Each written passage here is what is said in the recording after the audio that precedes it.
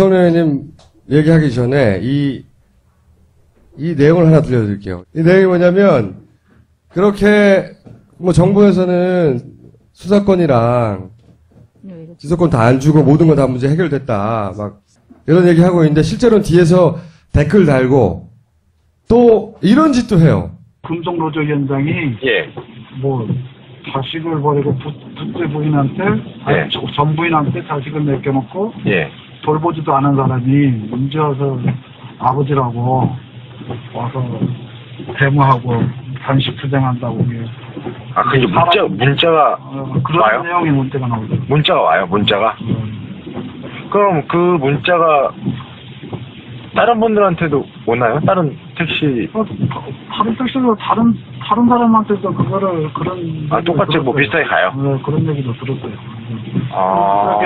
말이 또 왔다 갔다 하니까요. 근데 제가 받아보니까 그런 문자가 오긴 오더라고요. 이게 내용이 뭐냐면은, 세월호 특보법 관련해서 유민 아빠가 네. 금속노조 출신이고, 그리고 돈 때문에 그런다. 네. 이런 문자를 택시기사를 중심으로 계속 보내는 겁니다. 택시자들한테. 알 수 없는 번호가. 알 수 없는 번호로. 네. 택시기사의 휴대폰 번호로 택시기사가 누군지 어떻게 알아요? 일반인들이. 그 사람 번호도 모르는데. 그런 택시기사 번호로 이런 문자도 계속 보내는 거예요. 그런데 그 택시기사 한 분이 전화가 온 겁니다. 연락이 온 거예요. 이런 거 계속 온다.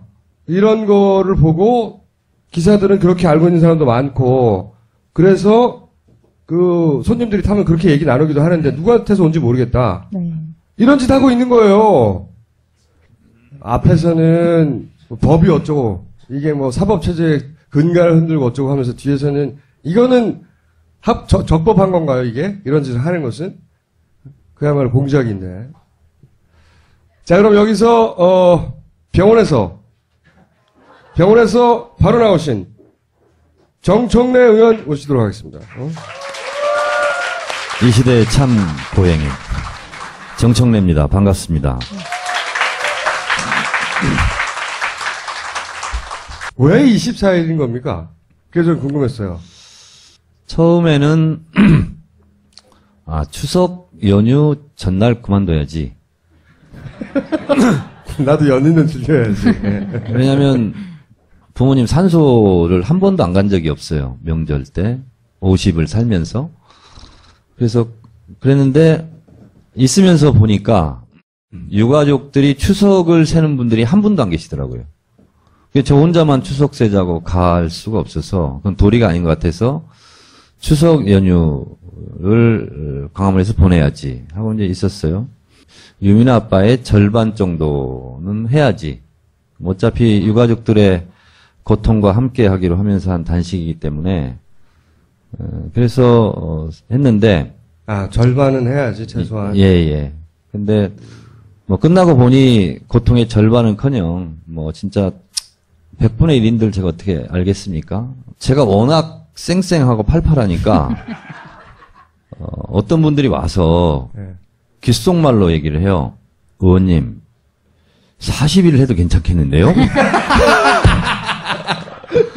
그러니까 이제 막 또 용기도 나잖아요. 몸 상태도 좋고. 그리고 한 번도 식욕을 느껴본 적이 없습니다. 그리고 고통스러운 것도 없었고. 그래서 딱 절반 하면 좀 그렇잖아요. 그래서 하루를 더 했어요. 근데 단식 기간 중에 제일 어려웠던 것이 24일째 되는 날 그만둘 때였어요. 왜요? 몸은 더 해도 되는데 그리고 더 하고 싶었어요. 근데 순간 단식을 내가 왜 시작했지 하는 마음이 들었어요. 솔직히 저도 정치인이고 인간인지라 10며칠째 이거는 사람들이 주목을 안 해요. 근데 24일, 25일, 26일, 30일 이렇게 하면 저한테 굉장히 주목을 할 거 아닙니까? 그리고 인터뷰를 안 했던 한겨레도 올 수 있고. 그래서 더 하고 싶은. 그쵸, 평소에 의원님이랑 왔어, 오케이, 고 했어야 되는데. 그래서 욕심이 생기더라고요. 사심이 생긴다, 내가. 네, 내가 사심이 생긴다. 그리고 지금까지 단식한 이래로 가장 큰 유혹이다. 그렇기 때문에 나는 그만두겠다. 박수.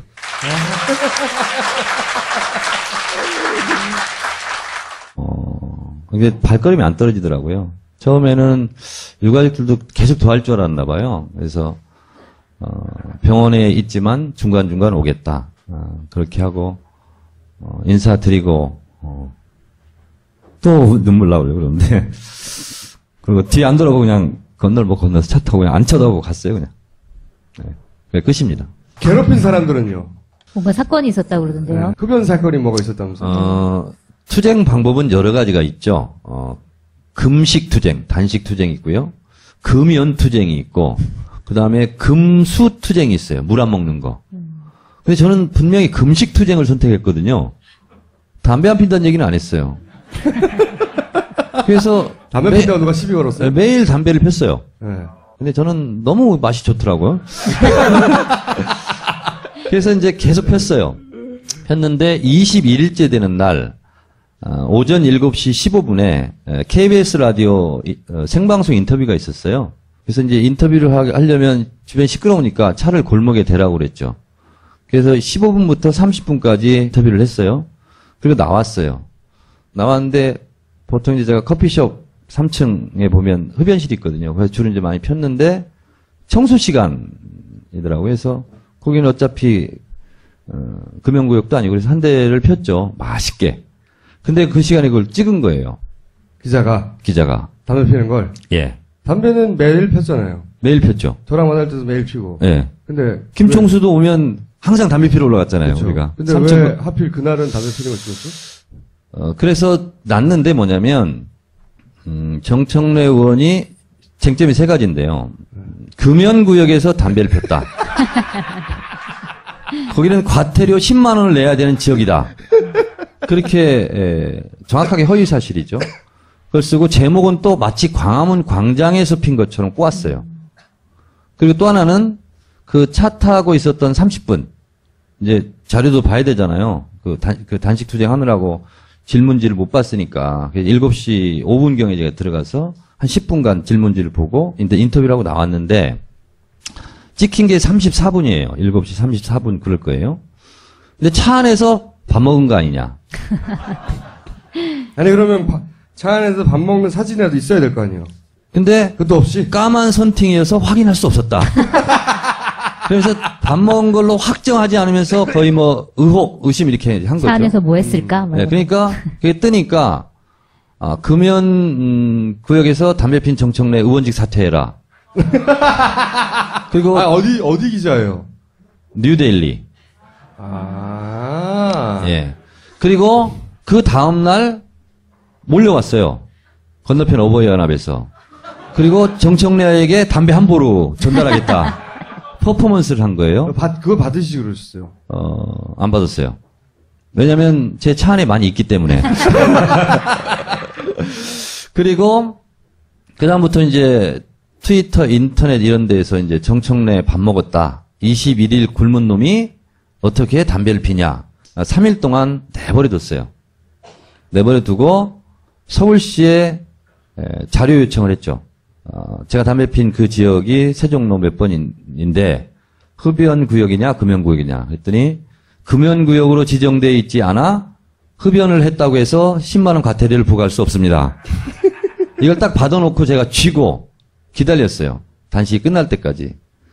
그리고 끝나고 광화문에서 병원으로 가는 도중에 그걸 스캔 떠가지고 올렸죠. 경찰에 고소하겠다.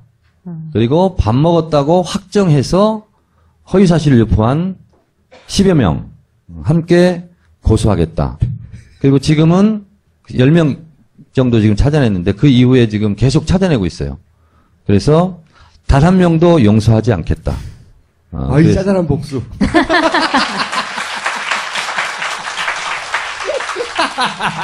근데 그리고 이 시대는 그렇게 필요해요. 짜잘하게 다 일일이 다 복수해 주는 게. 그리고 오늘 제가 트위터, 페이스북에 올렸어요. 의사 소견서가 나왔어요. 장기 단식으로 영양 결핍 상태임. 그리고 케톤류가 나옴. 면역력 상실로 방광염이 있음. 이런 걸로 이제 제가 소견서를 받으니까 뭐 의학적으로 딱 장기 단식. 단식을 했다는. 의원님이 이제 그 단식하는 동안 민주당에서 난리가 났어요. 네. 뭐 박영선 의원이 뭐 탈당한다는 얘기도 나왔다가 이 이상돈 비대위원장 안경원 이상돈 네, 비대위원장. 난리도 한번 났고 그러고 나서 인터뷰하셨던데요. 단식 현장에서.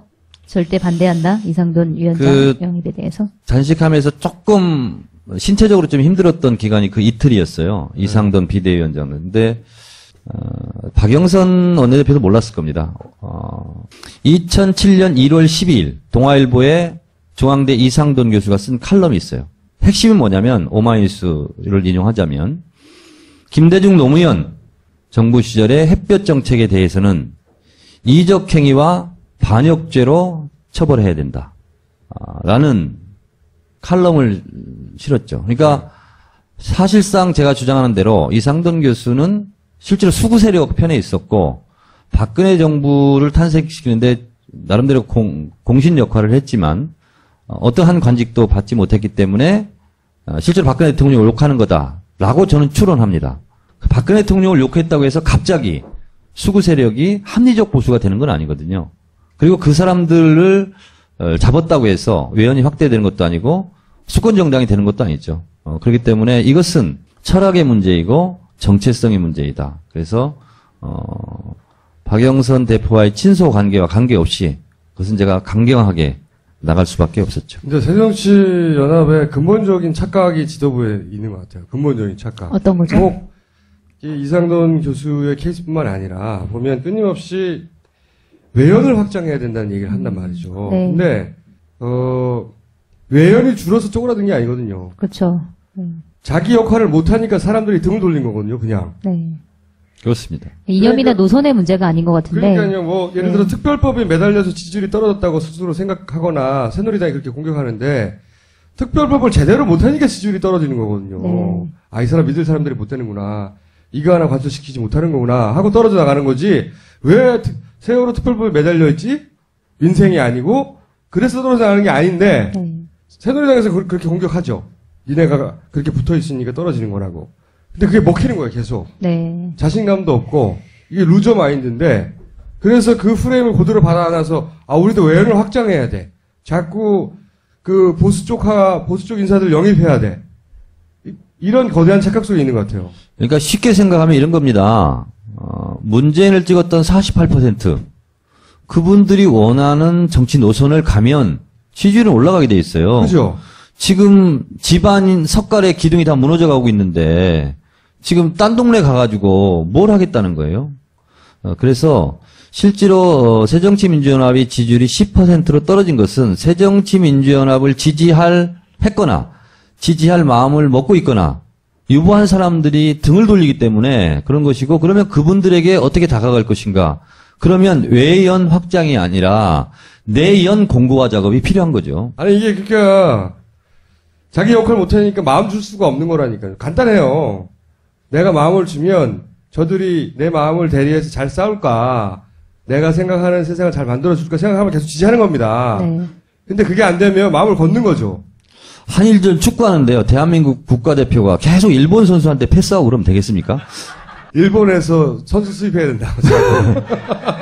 귀화시켜야 된다고. 예. 저 이제 가야 되거든요. 네. 마무리하시죠. 자, 그러면. 한 가지 부탁 좀 네. 드리고 가도 될까요? 네. 이제 저도 지금 광화문 단식장에 빠져 있고, 또 유가족이 또 좀 불미스러운 일도 있고, 그래서 유가족들이 굉장히 지금 힘이 빠져 있어요.